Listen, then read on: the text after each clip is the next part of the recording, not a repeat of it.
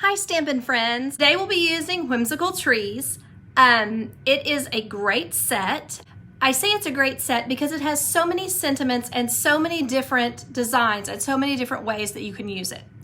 You can use almost all of these as some sort of simple stamping where you just basically stamp on white and color it in. So that is one way to use them, but you can also use them as intricately as you want, and it has so many different dies that go with it.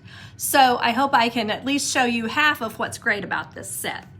The first thing I'm gonna do is show you a class that I have this month that is a class to go, and so you need to have the set to get the particular class, and you have to have this particular set so that you can do the cards, because I'm just going to give you all of the things that you need to make the cards.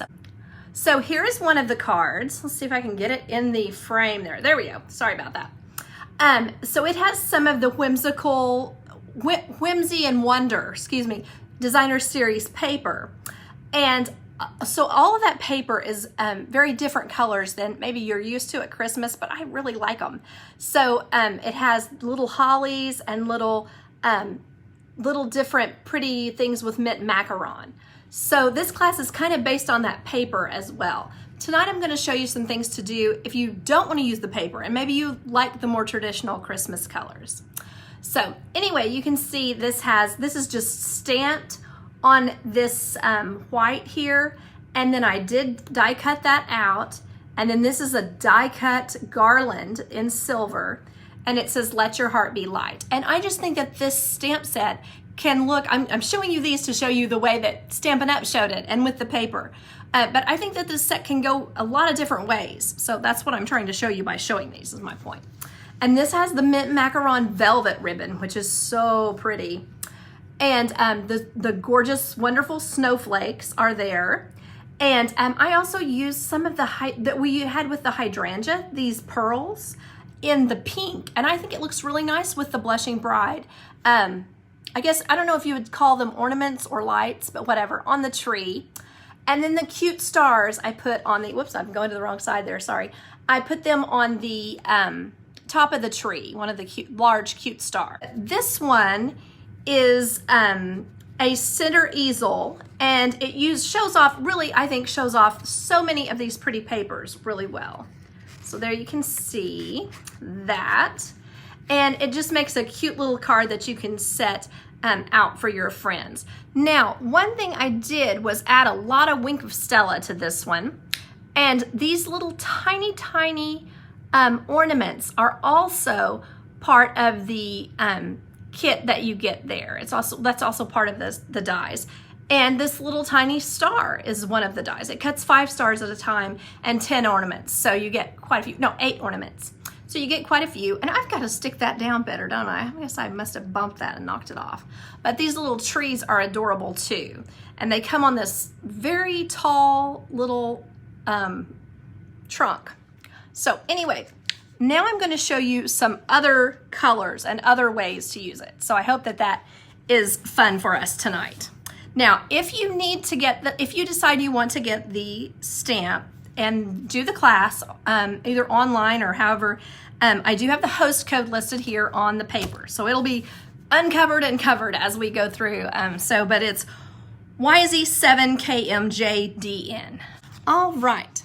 So the first thing I have started enjoying doing is just cutting a whole bunch of things that I think I would like to use with the set. Another thing I started doing is just getting out every Christmas sentiment that I can think of and just trying to put them together. So here you can see I cut this die cut in gold, and it has some stitching in the garland. It has this large one, and then it has this small one for the different size trees. Then it also has this kind of cutout version, and I did this in the green foil. We have the red foil and the green foil, and I did some red foil ornaments. You can see that there. They're so tiny. And then I did some of these guys in gold, because the other one is silver. So, but this looks great in gold too, and you can really make your own. You could also make your own designer series paper, because a lot of the papers have this, this pretty holly, and that would look great. You could stamp that in the mossy meadow or old olive, and then just color it in. And so that could be a lot of fun to use as well. And let's see here. I did a whole bunch of different sentiments. Some of the ones are from this set, which is like, let your heart be light, and this joy, wishing you Christmas cheer and magical moments that last all year. And also, may the love of this season warm your home and fill your heart. Did several of those. But then I did this Merry Christmases, which is from the Peaceful Deer stamp set. Just because I thought, I need a little tiny deer, and I thought how that would look on here. So I'm gonna tell you my thought process on this. I wanted to layer this onto the background here, but it's just a little bit too long. So my plan is to just take my scissors and cut as close as I can to my lettering. I'm going to go ahead and do that. I don't think it'll take me too terribly long. And I'm just using one of those, one of the die cuts as my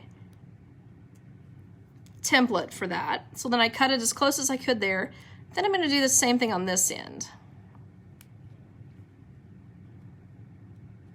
And to get it so that you know that you're getting it straight, you just want to hold your thumb and your forefinger on the front of on the top and the bottom of it, and then that way you'll know that you don't have any issues with that.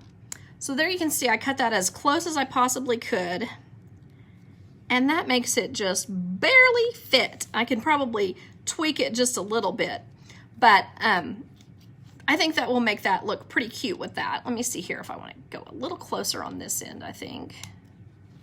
And now what I'm doing is just making a straight cut.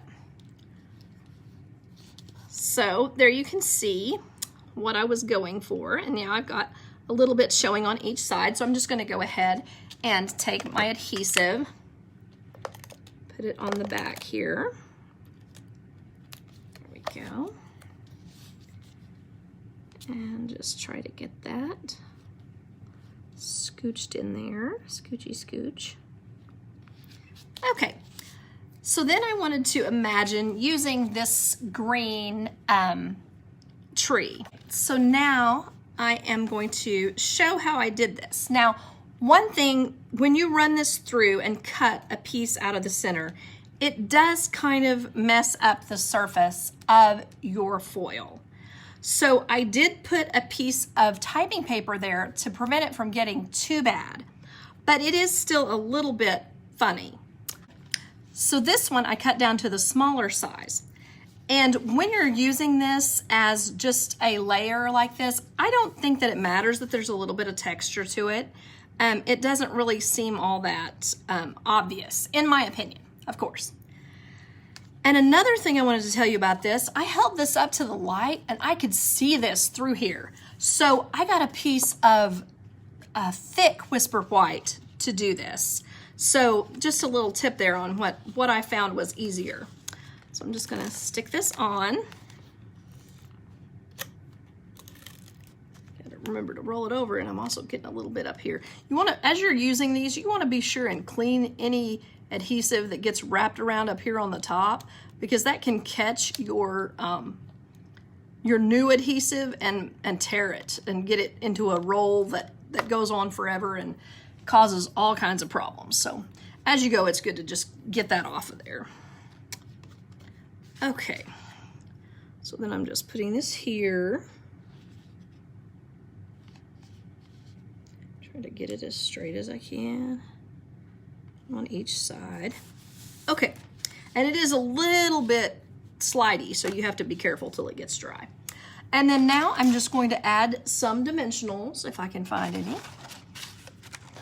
we go. Put them right on here.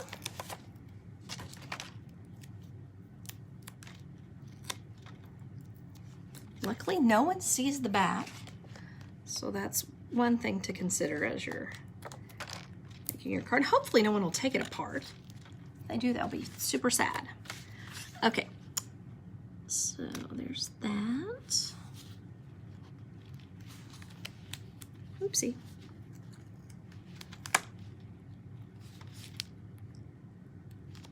Alrighty. Put that on there. Okay, so there you can see this is embossed with the evergreen embossing folder, and I just kind of like how that looks when you're just going to pop your tree on here when it's all nice and shiny. Now, one thing you might consider is using your water painter and adding a little bit of color back here. Either you could color the trees themselves, or maybe you could just make a spot behind this that looks colored. My preference for this particular foil is using the shaded spruce. I think it pretty much matches this. So now I'm just going to put my Merry Christmas on some dimensionals.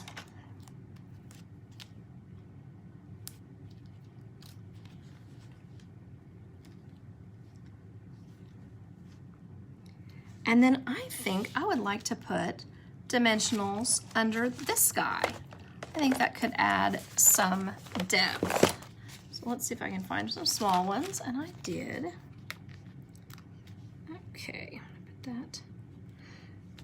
I love it when there are spots on die cuts where you don't really have to cut your small dimensionals. You can just put them in those spaces and it will stick the card, it will stick to the card nicely. There's a half a one that I'll just go ahead and use. Right. We'll see if I like that. I may not. We'll see. Oh, I don't have that straight. I apologize. There we are.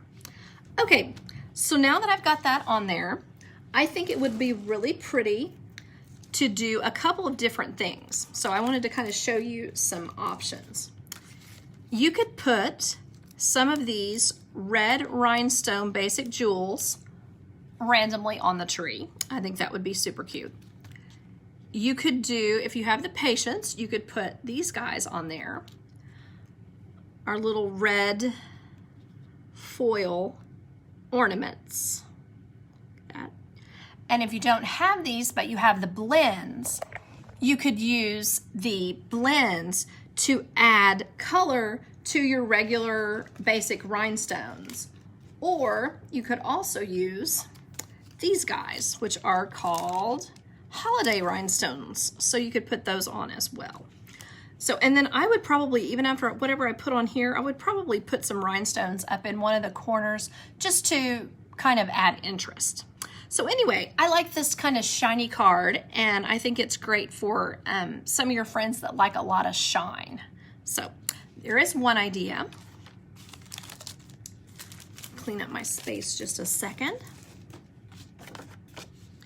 Okay, the next thing that I wanted to show you is what it looks like when you emboss with this folder and the shimmery in color vellum. So one thing that's kind of odd is when you emboss it, it doesn't matter which side you use, the shimmery top does not get white. So the white goes actually on the back. So you may actually prefer that side. I won't be offended. But the shiny side does not do the getting white like vellum usually does. Well, except there, that one kind of poked through. Oh, it is easily covered up. So anyway, you can see there how the vellum looks. Now, another positive about this, as long as you don't put it across the top, under these trees, you can't see the adhesive. I just use the regular Stampin' Seal, and you can't see it through it. So that's one choice there. Just kind of see how easy that is. I wanted to show you what it looks like on the Evening Evergreen card base, because I think it's really rich. Now, one thing I'm going to do, you know, when I'm finished with this, when I'm putting everything all together, I'm going to put it straight across here and get it really stuck down well, because where that's been embossed, that does kind of curl just a little bit. But I think this is gorgeous, and I think it would be really pretty to also add some of this Evening Evergreen, well, it's a textured twill ribbon. And I think that would be really pretty to add to it as well. It just kind of adds to the richness and the thickness of it. And it's got so much nice shine. So then I thought we could, if we wanted to, add a Christmas tree. And see, I did have a little bit of problem when I was cutting this out. Getting the edges just right. So one thing that I also did was sometimes I would double cut this because it gives it a, there we go. It gives it a different look based on whether or not it has a big white band around it or whether it's pretty close to the edge. So just something to think about there. Anyway, so this is one idea. And then I thought it would be cute to put maybe the Merry Christmas on this one as well. I might need to stamp that in a different color whenever I'm ready to actually put the card together. But what is strange to me is that anything you do with this, I think that these little red guys look really cute put on there. So you could, you know, it's kind of like what you're doing. Are you going to do a monochrome, or are you going to do a card that has a pop of color? So that's kind of, you know, so if you go pop of color, then you could do, you could add some stamping and maybe some cherry cobbler as well. So anyway, just lots of things to consider on this. So you just kind of have to make your decisions. So the next thing I wanted to show is possibility of using the Mellow Moss, and I think this is my Mellow Moss. I punched all of, I stamped them all in green and cut them out with the die cut. So because I wanted to show how many different greens there were, but then I ended up, now I can't really tell much difference in some of them.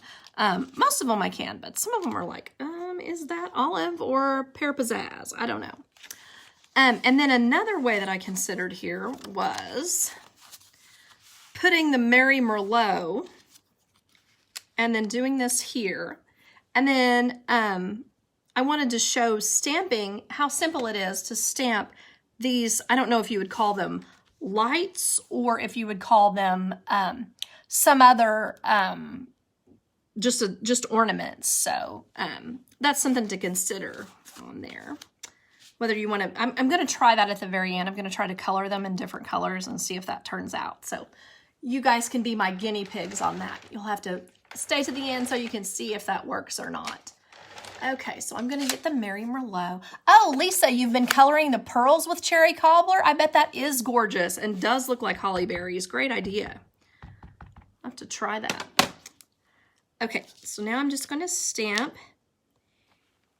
Now this is the Merry Merlot. One problem I have with this set that I should probably use my Stamp-A-Majig or Stamparatus for is I get this top one really big. I guess I must be kind of moving that tip just a little bit. And so I end up with that top one being really huge. But there you can see how quickly I didn't stress at all about that, and it was pretty easy to add that to my card. So then I thought maybe adding this, and then let me find the one that I think it's this one. That's my Merry Merlot. And with this one, I would probably want to use my blends and color some of the white 1/4 inch taffeta and use on there. But I wanted to also just kind of show you that if you decide the card is not blingy enough, you can put this guy on there. Now, one thing I have been doing is cutting it down. I'll do it like right here and then cut it down to size. You can do it down here like this, or you can kind of put it in the middle. Just kind of up to you where you think looks good. But I think that is adorable. And then we have our little gold stars you can put at the top, or you can not put this and put the gold star. I have it arranged for me rather than you all. Sorry about that. There you go. So anyway, I think that this gives it kind of a country look. So now I've got the Poppy Parade up here, and I was just gonna show, and I probably have this upside down. I just grabbed it, I'm sorry. But anyway, I'll look later. Oh wait, let's see, it's Joy to the World. So it's da da da da. Okay. Okay, this is right. Okay, so I thought the Poppy Parade looked great with the old olive. So you can kind of imagine here, I'll see, I was going to use that with the real red, I'll hold back. Using this little, may the love of the season warm your home and fill your heart. I thought that would be cute. But then this would look great too if you added in some little gold trees, just to kind of, you know, add whatever. Or I thought this would be pretty with the gold ornaments. Now, when you go to put these ornaments on, I am a person who typically wants to use my green capped glue, my monomulti. These are domed, like the top of the little tiny ornament has a dome to it. So I did go ahead and use a glue dot under each one of these as I was putting them on, because I think that it helps them, well, it also makes them a little bit more dimensional, makes them stand out a little bit. But if you don't get that right, you know, right in the center and get enough of it, it may not stick it down super well. So I just used glue dots because for one thing, it was faster and neater, but also it made it feel more secure. Okay, so there I've done some Poppy Parade. Too funny. Okay, and then I wanted to do the real red. I don't have real red over here. What have I done? Oh, that was not smart. I'll use it with this, no, I'll use it with Shaded Spruce. There we are, a Shaded Spruce card base there. And I was just gonna put this here, and I think this is my Shaded Spruce tree. Because if you make a little shape here, it just kind of grounds your tree, I think, and gives you something to focus on other than just like I've just left this tree out in the middle of nowhere. So then the May the Love of the Season. No, I kind of think the Let Your Heart Be Light would be cute on that one. And I do like that sentiment really well. And then I think that this lovely ruffled real red taffeta ribbon would be really pretty on there as well. So that is how I would finish off this card. I would put this here, maybe put this even in the middle. That's what's so funny about when you're making your cards, you start one way and then you end up another direction. And I would just use dimensionals, probably the tiny dimensionals under here, or I might even put it under the ruffled taffeta because it's so pretty, and I would be able to add that there. And then just, let me see, where are my little red ones? I want to just put some red ones. There's one. And I think that really pops on there. And you can imagine me getting them all on there neatly and evenly spaced and all that stuff. So there we are with that. So now we are going to watch me try to color these with markers and see what happens. This one is my garden green tree. So I'm just gonna get my thing here, and this is gonna be a little bit dull, but you'll live. But me getting all of these inked up and being happy with it could be interesting. But what I was thinking for this was, I don't think we need to ink up any green, even though lights are normally green. I don't think we need to do that because the tree is so green. What would be the point of that? But I thought I would do the brightest yellow, probably the crushed curry, the brightest blue, which I think is the Pacific Point, and the brightest red, which to me is the Poppy Parade. So I'm just gonna try to go through here and do one and skip two, do one and skip two to see if I can do this. So it really shouldn't take me too awful long. But I don't want to forget what I'm doing, and I don't want to like muddy it up. Now once the blue, I can tell which ones are blue, so that's good. But, and actually, okay, if you're gonna try this yourself, I suggest that you start with the blue because you can really see what you're doing. But now the yellow and the red, I don't think we'll be able to see what we're doing. There we go. But you can tell if when you've dried it off, you can tell if you've inked it up properly. So now I'm gonna go through with the blue. Oops, I will need to use this end. And just try to disperse my blue randomly as best I can.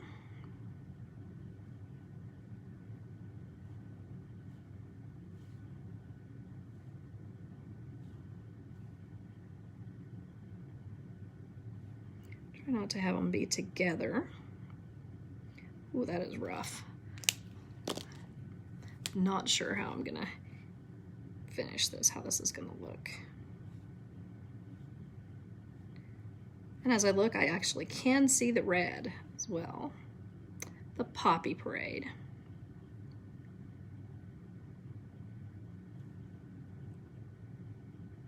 I think I probably need 4 colors just to make it easier to not have them be together, actually. We'll see how this works. There we go.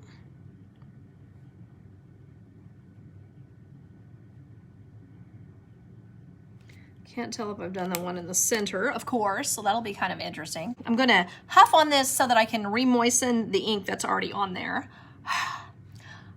Do that a couple of times. Okay, now I'm ready to give this a try. Let's see here. What I like to do is line it up at the top and then just go straight down. See what I end up with. Oh, you can see the different colors. Okay.